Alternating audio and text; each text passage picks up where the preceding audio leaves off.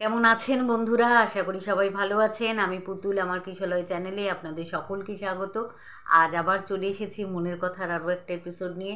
আজকে যেটা বলবো, জীবনে এমন কিছু সময় আসে যখন আপনার মনে প্রচুর কথা জমতে জমতে জমতে জমতে কথার পাহাড় তৈরি হয়ে যায়।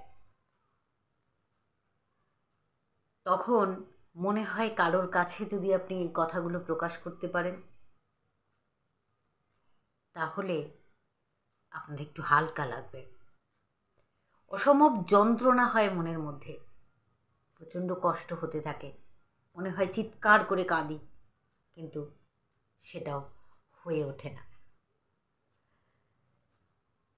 এরকম সময় কেউ যদি পাশে এসে দাঁড়ায়, সে হয়তো আপনার কথাগুলো শুনবে, সে আপনার শব্দগুলো, যে শব্দগুলো আপনি বলছেন সেই শব্দগুলোকে শুনবে, কিন্তু সেই শব্দগুলোর ভেতরের যে আক্ষরিক অর্থ, সেটা বোঝার মতো মানুষের বড্ড অভাব।